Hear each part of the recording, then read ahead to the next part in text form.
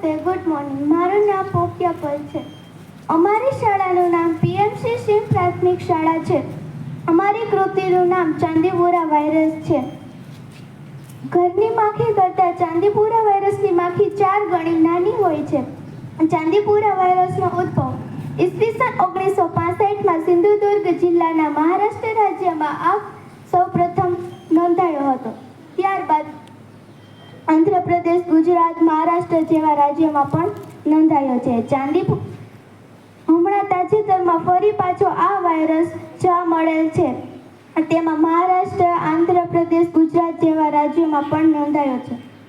આપણા ગુજરાત રાજ્યમાં સાબરકાંઠા, અરવલ્લી, રાજકોટ જેવા જિલ્લામાં પણ નોંધાયો છે. ચાંદીપુરા રોગના લક્ષણો સખત તાવ આવવો, પેટમાં દુખવું, ઝાડા ઉલટી થવી, નબળાઈ આવવી, ખેંચ આવવી, અર્ધભાન કે બેભાન થઈ જવો. હવે આગળનું છે તે ખૂટ ભક્તિ સમજો. નમસ્તે, મારું નામ ખૂટ ભક્તિ છે. હું ચાંદીપુરા વાયરસના ચેપથી બચવાના ઉપાયો સમજાવીશ.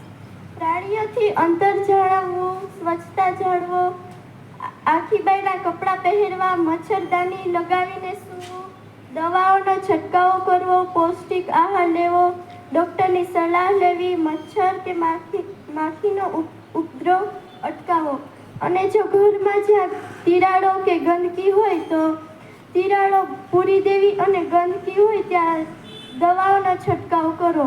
હવે સેન્ડ ફ્લાય માખીનું જીવન ચક્ર. પેલા એક માખી છે તે 30 થી સરેરાશ 70 સરેરાશ ઈંડા મૂકે છે. તે ઈંડા તેમાંથી નાની નાની ઈયળો બને છે અને તે ઈયળો વિકસિત થઈને 6 થી 13 દિવસમાં સંપૂર્ણપણે વિકસિત થઈ જાય છે અને પછી તે એક સેન્ડ ફ્લાય માખી બની જાય છે. ચાંદીપુરા વાયરસનું બંધારણ.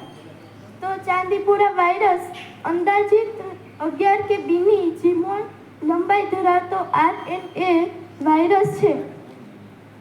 તેમાં N protein, P protein, M protein, G protein અને L પ્રોટીન હોય છે. અને તમે આ વાયરસથી ગભરાશો નહીં.